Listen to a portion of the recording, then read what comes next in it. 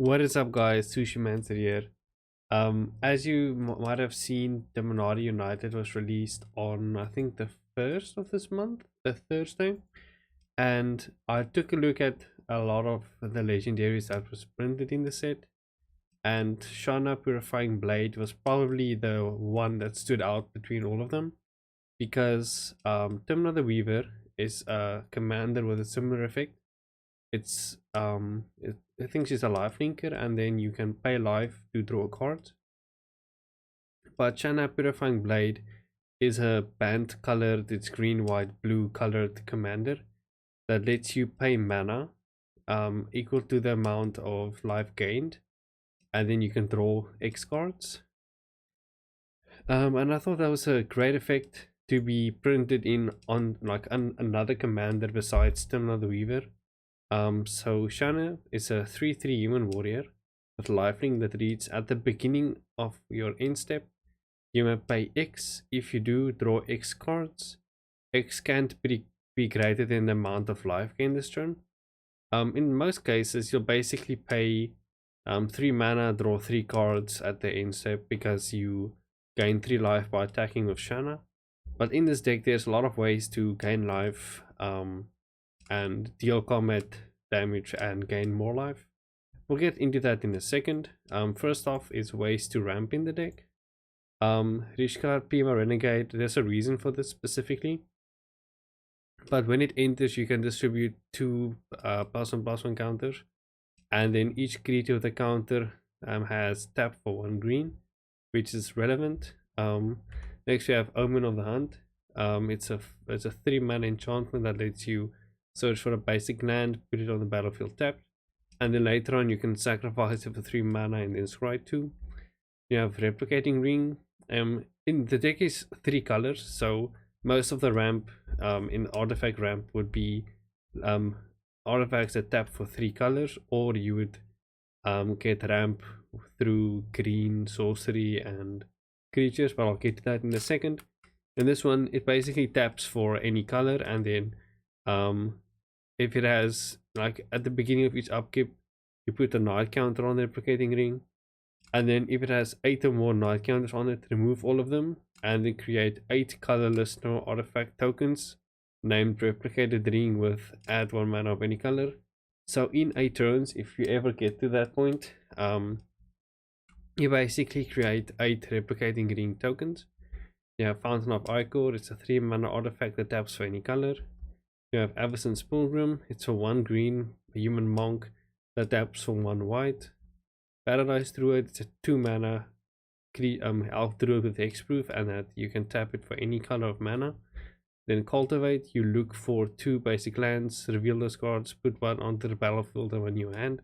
So all of the ramp in this deck, because green allows it, all the lamp on most of the ramp is through creatures and like sorcery speed ramp, like Cultivate, Rampant Growth. You basically search for a basic land, put it in the battlefield tapped. Search for Tomorrow, you can for 1 green suspend it twice for 2, suspend 2, and then you search for a basic land, put it on the battlefield, and shuffle. Llanowar Elves is probably one of the most efficient mana dorks out there. And that's it for ways to ramp in the deck. We'll get to the win condition, which is Approach of the Second Sun.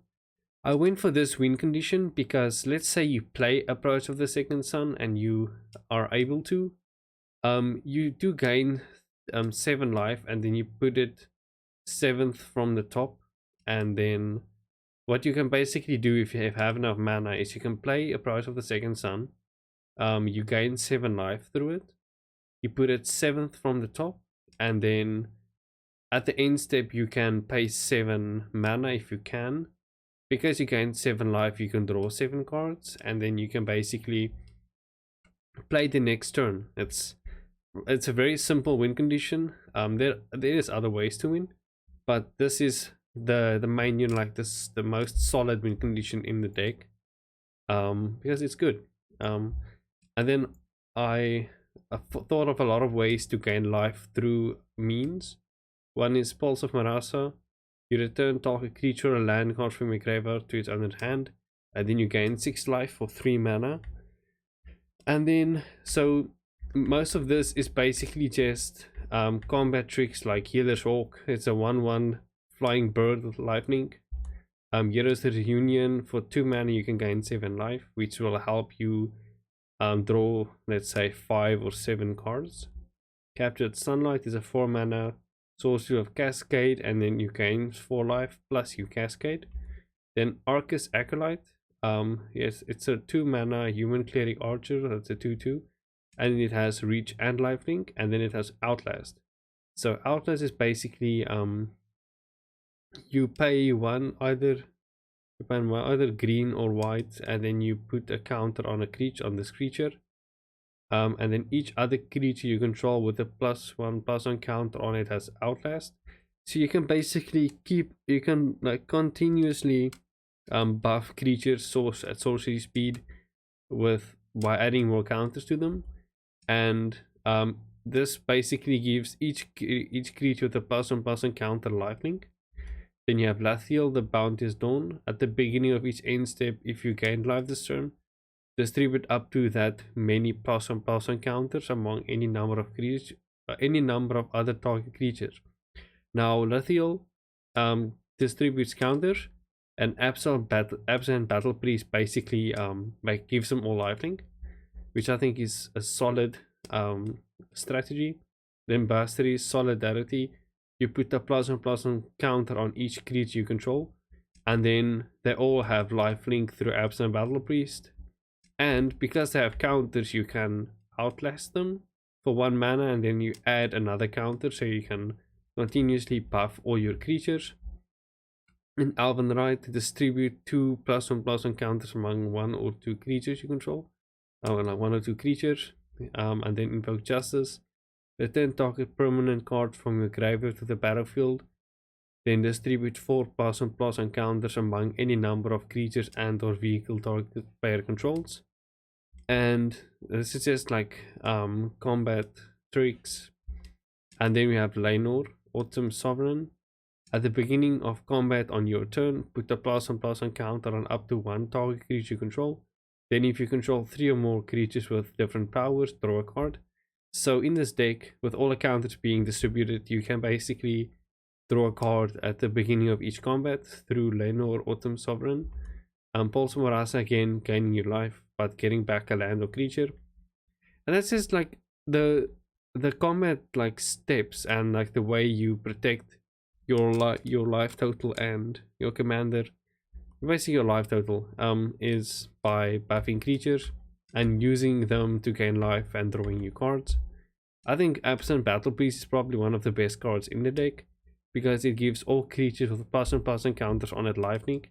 And as you've seen, Rishkar, Pima Renegade, each creature with a counter gets tapped for 1 green. So all the creatures with counters on them basically turn into mana dorks just with that on the battlefield.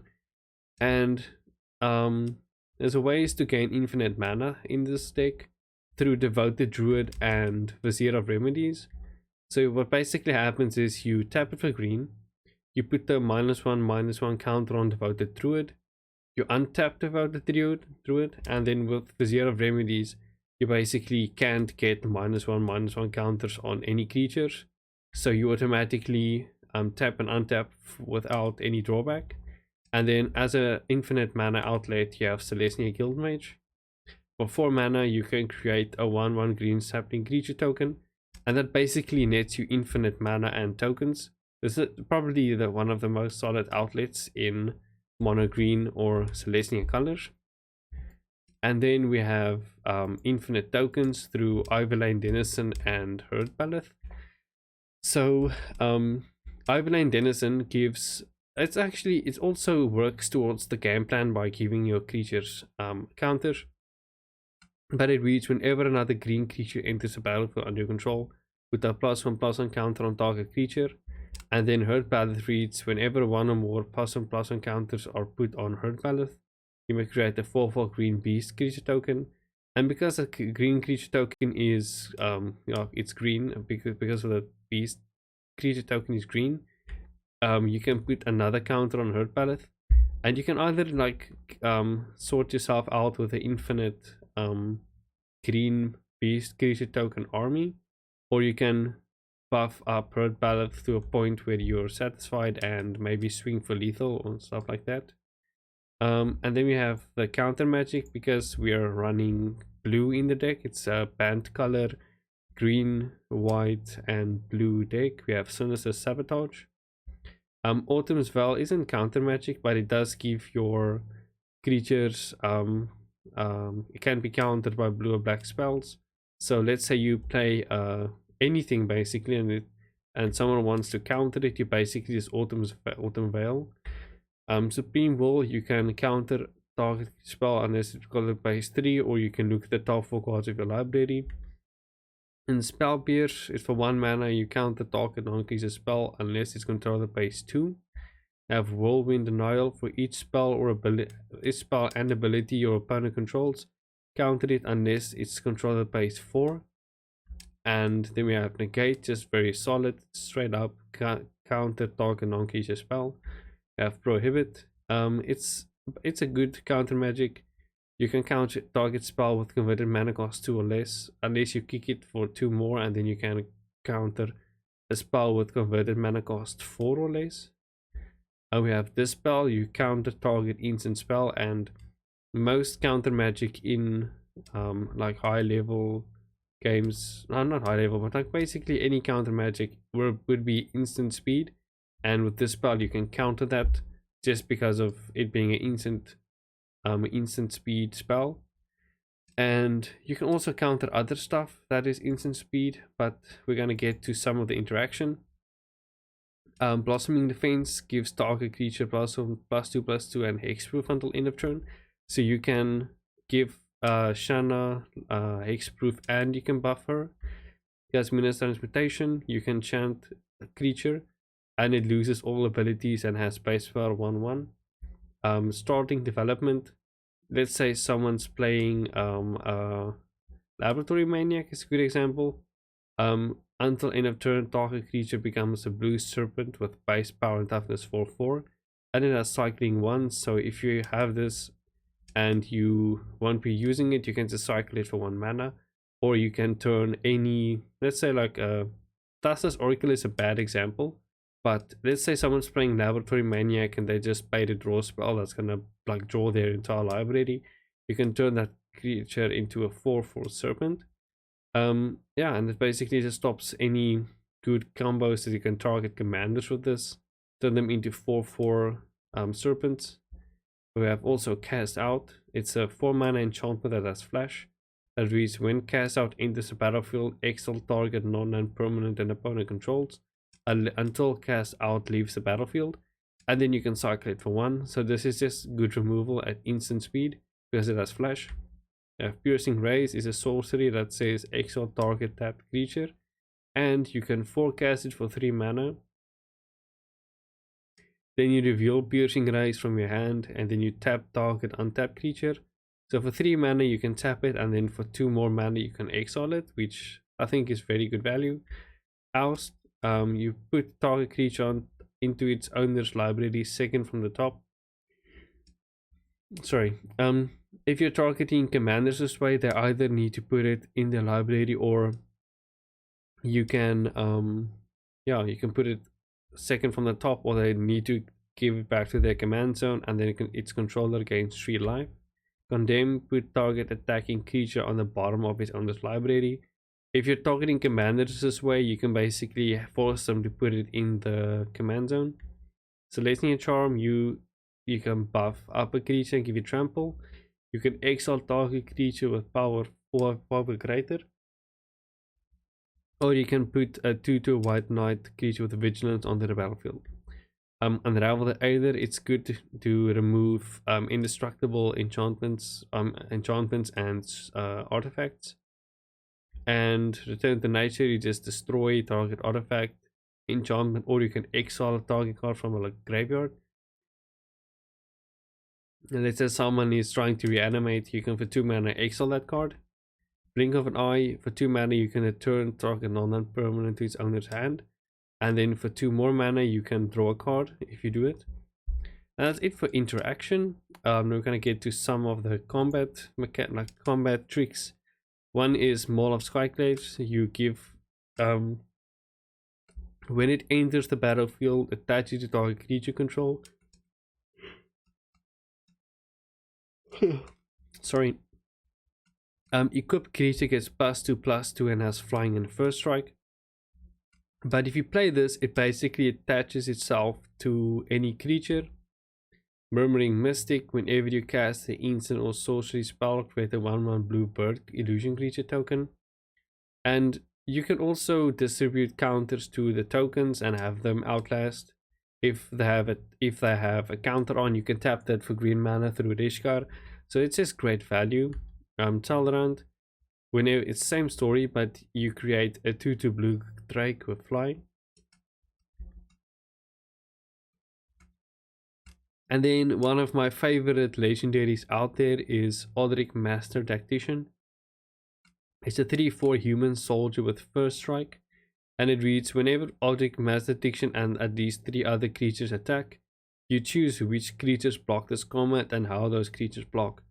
And I think I'm pretty sure you can select the opponent to have no blockers, so you can deal lethal damage if need be. And I just like Odric Master Tactician a lot. Since he was printed, I thought he was like pretty strong. I didn't know it was probably strong in standard, but I didn't know how to break him. It's a pretty fair commander, I think. Combat damage to me is fair. I like combos and stuff. And other ways, because the deck runs blue, is ways to dig for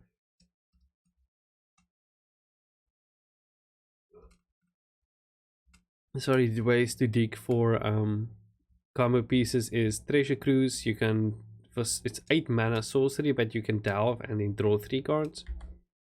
Omen of the Sea, for 2 mana you can scry 2 and then draw a card, and it has flash. And same with Omen of the Hunt, you can sacrifice it to scry 2. Then Deliberate, for 2 mana you can scry 2 and then draw a card. It's instant speed as well. Fact or Fiction, it's a 4 mana instant that says reveal the top 5 cards of your library. An opponent separates those cards into 2 piles. Put 1 pile into your hand and the rest in your graveyard. Then Anticipate, for 2 mana you can look at the top 3 cards of your library. Put 1 of them into your hand and the rest on the bottom of your library in any order. It's just ways to look for other cards. Muldrifter is a very good example. For 3 mana you can evoke it and then you draw 3 cards and it's sacrificed. Otherwise, for 5 mana you have a 2/2 flying and you draw 2 cards as well. Then I like this art, that's why I added it. But for 1 mana you can scry 1 and then draw a card. I just like the art. It's Yargle, I think. I'm pretty sure it's, yeah, it is Yargle. Then just like some random cards to net you some value is Uncage the Menagerie. I think this card is extremely underrated. For 2 mana you can tutor for both Devoted Druid and Vizier of Remedies. Otherwise, you search a library for up to X creature cards with different names that each have converted mana cost X. Reveal them, put them in your hand, then shuffle your library. And I think the reason that this card doesn't see play is you need to search for 2 cards with converted mana cost X.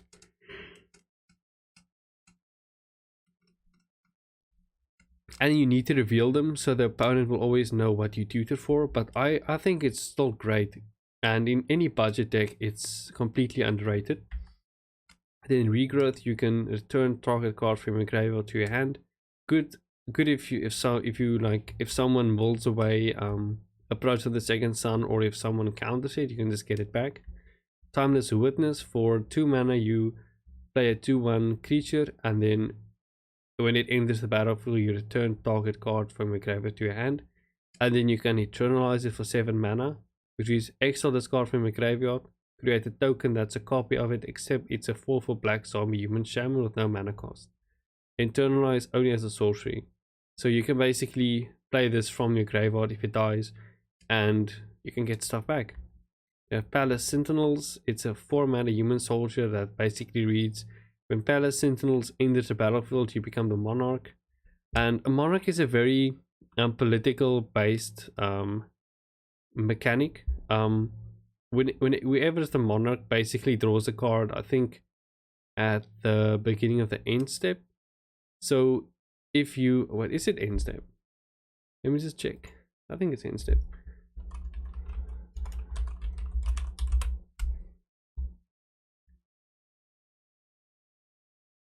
The monarch status only enters a game through a card's ability that causes a player to become the monarch.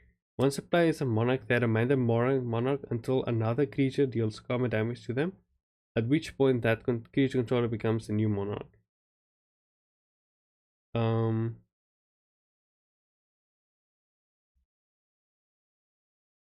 Okay, actually, I want to double check this before I make any mistakes.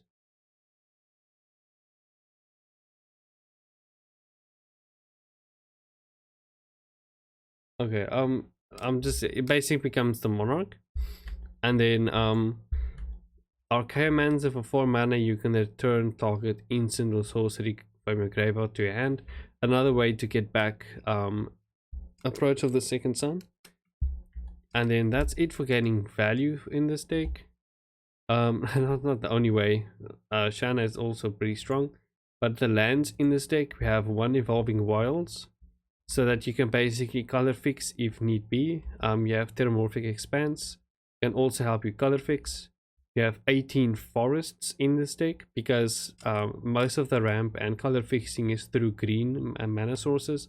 So I want a lot of forests in the deck. We have 10 islands, and we have 6 plains.